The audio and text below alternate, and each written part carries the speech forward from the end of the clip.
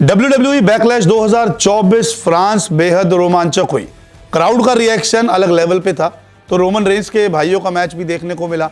Roman Reigns की blood line में एक भाई की और एंट्री हो गई तो एक भाई रोमन रेंस का बेमानी से हार गया।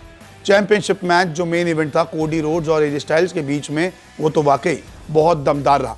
तो एक एक करके बताते हैं कि बैकलैश में क्या कुछ हुआ, क्योंकि कुल 5 मुकाबले देखने को मिले और फ्रांस में जब ये बैकलैश हुई तो हर किसी ने जबरदस्त मुकाबले और चौंकाने वाले रिजल्ट अपनी आंखों से देखे। सबसे पहला मुकाबला हुआ ब्लड लाइन बनाम रैंडी ऑर्टन और केविन ओवेंस के बीच में। ये एक टैग मैच था।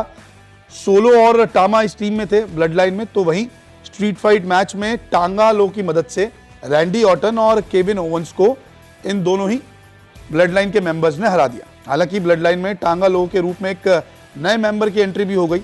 केविन ओवेंस और रैंडी ऑर्टन ने बहुत ज़बरदस्त मैच लड़ा, लेकिन यहाँ पर काफ़ी कुछ चीज़ें ऐसी भी देखने को मिली जिसकी उम्मीद किसी ने नहीं की थी।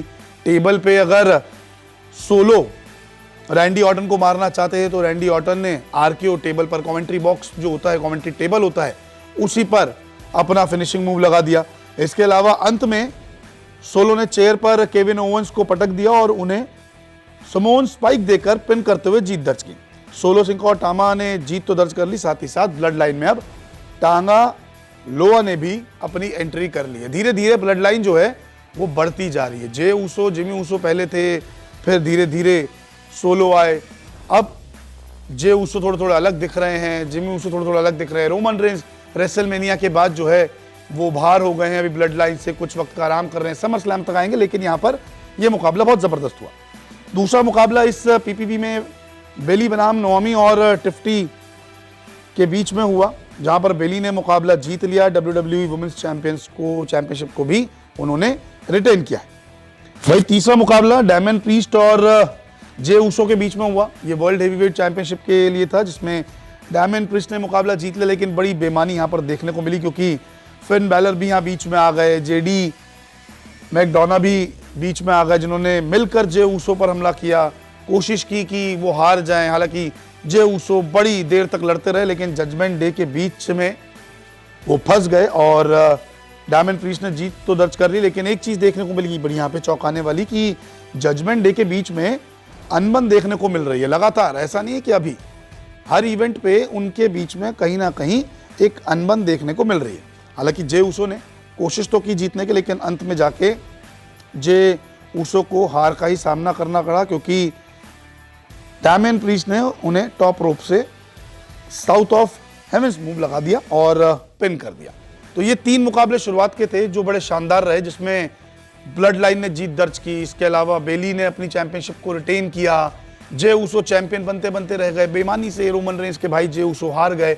अगर बेमानी नहीं होती, जजमेंट डे के मेंबर्स नहीं आते, तो शायद नतीजा कुछ और होता। लेकिन आपके लिए बहुत अच्छा मौका है। अभी तो मैं WWE की बात कर रहा हूं, लेकिन देश में चल रहा है IPL, तो आप माई सर्कल 11 पर रोजाना जीत सकते हैं करोड़ों के प्राइज। टाटा IPL पर खेलिए मेगा कॉन्टेस्ट, जिसका फर्स्ट प्राइज ही 1 करोड़ से शुरू है। सोचिए 1 करोड़ से शुरुआत है तो कितनी बड़ी बात है।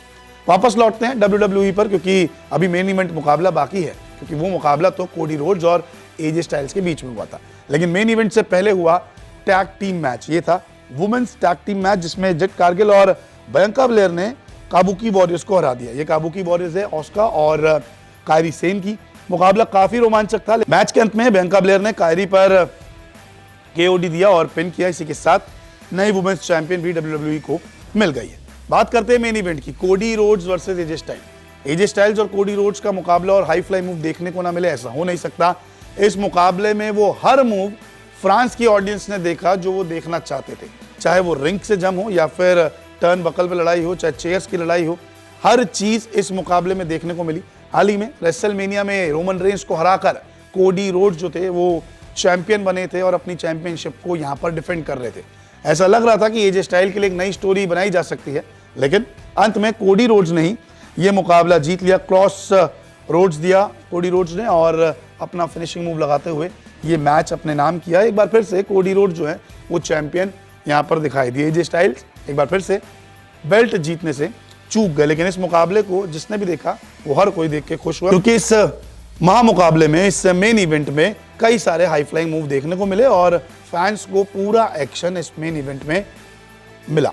तो WWE बैकलैश 2024 तो खत्म हो गई है, नया चैंपियन मिल गया है, पुराने चैंपियंस ने अपने बेल्ट को डिफेंड कर लिया है। लेकिन आप जल्दी से डिस्क्रिप्शन में जाइए, दिए हुए लिंक से डाउनलोड कीजिए my level circle app, use कीजिए हमारा कूपन कोड News24 और पाइए 20% एक्स्ट्रा कैश। इतना ही नहीं, अभी डिपॉजिट करिए और पाइए 1500 का कैश बोनस भी।